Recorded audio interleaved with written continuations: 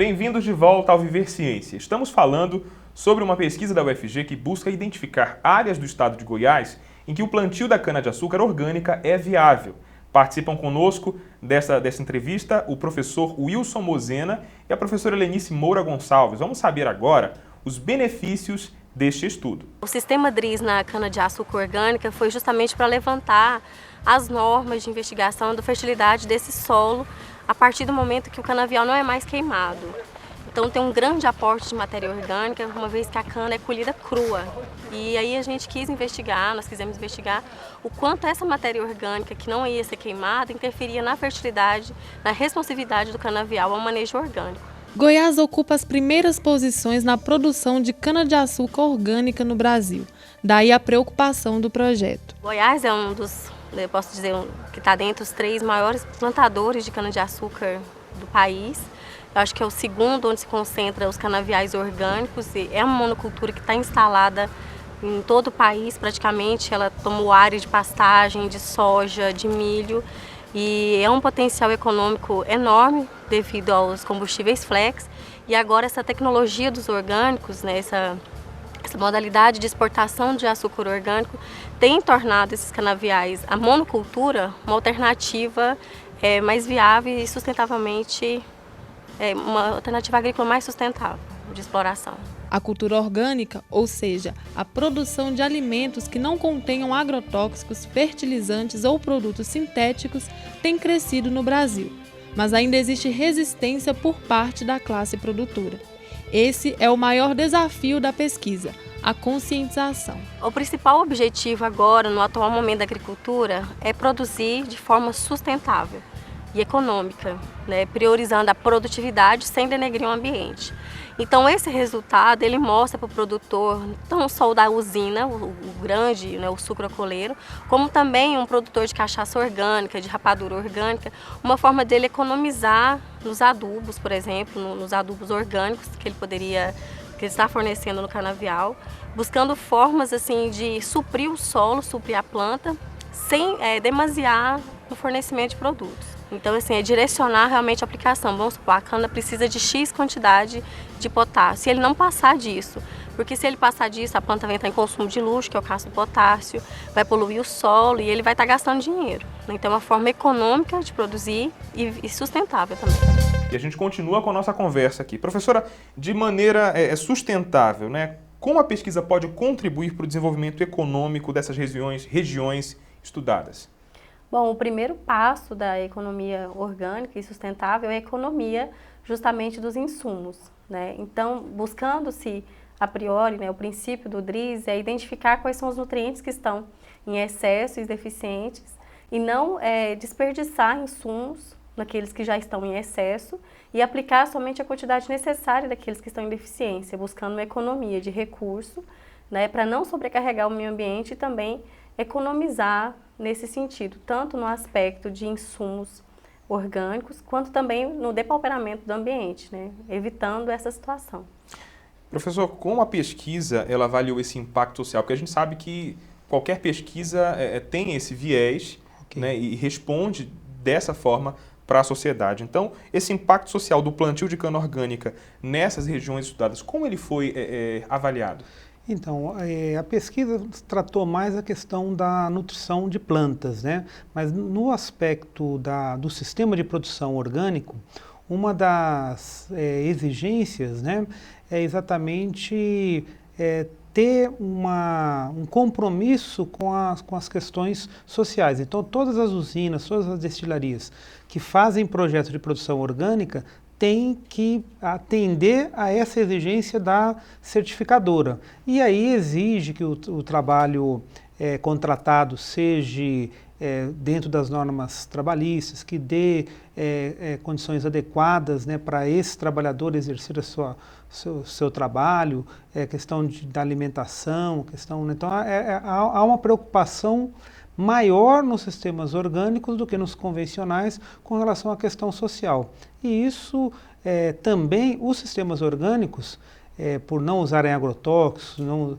diminuir o uso de alguns insumos, ela tem uma demanda de mão de obra maior, então ela acaba gerando mais postos de trabalho aonde ela acaba sendo efetivada, né? Então é um ponto importante também presente nos sistemas orgânicos. E existem outras formas, por exemplo, que essa pesquisa pode beneficiar plantadores de cana e outros agentes que estão envolvidos nesse cultivo? Sim, a tecnologia foi desenvolvida no setor sucroalcooleiro de maior acesso econômico.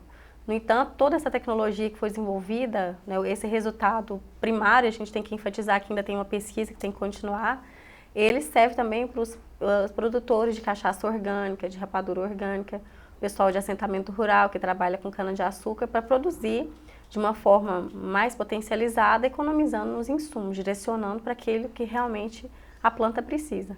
Nós estamos vivendo a era do agrodefensivo, né, do agrotóxico. O Brasil é um dos maiores consumidores do mundo todo.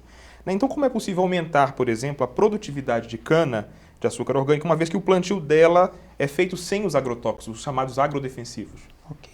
Então, a base dos sistemas agroecológicos, dos sistemas orgânicos, é que um solo equilibrado vai produzir uma planta equilibrada e quem se alimenta deste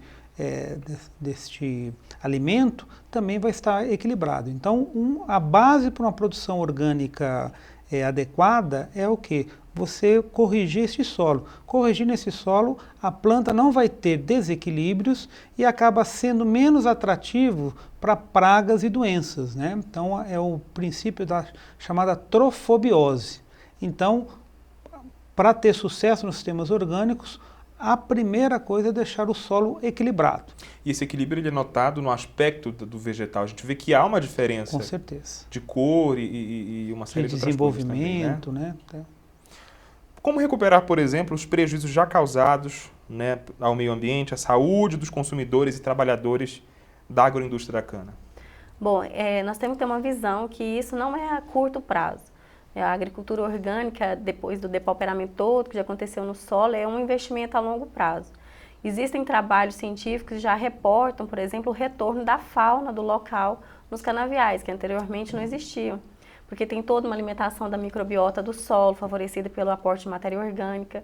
Então, se tem a fauna no solo, que são os coleópteros, que são anelídeos, minhocas, né, os pequenos insetos no solo, existem aves que se alimentam deles e assim por diante, vem toda uma cadeia alimentar que retorna ali para aquela área, mostrando principalmente que a descontaminação por agrotóxicos, né, que a biologia, a microbiota do solo é um indicador muito importante.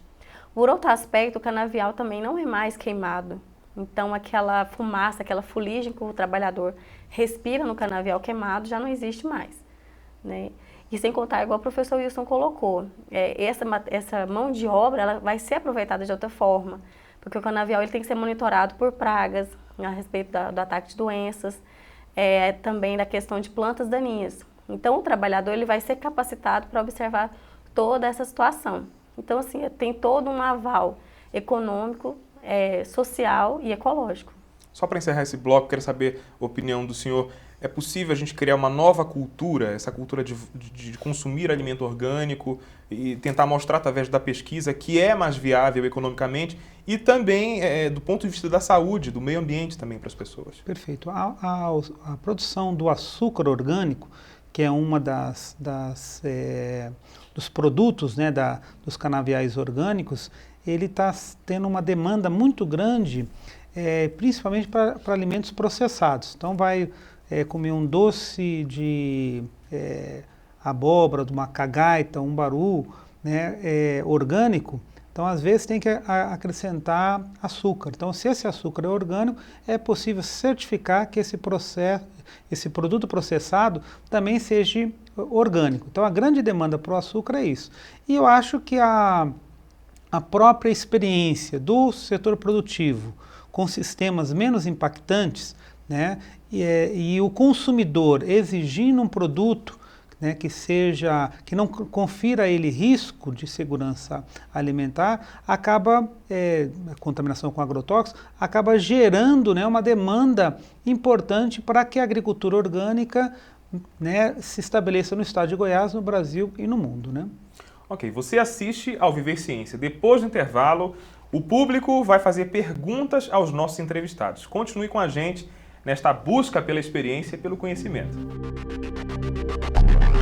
O relatório presta contas do que foi feito e ele é um registro sistemático de todos os procedimentos que foram feitos pelo pesquisador para obter aqueles resultados ou para produzir aquele conhecimento. O relatório é a peça que permite às agências avaliarem qual foi o comportamento dos pesquisadores no uso dos recursos que foram disponibilizados.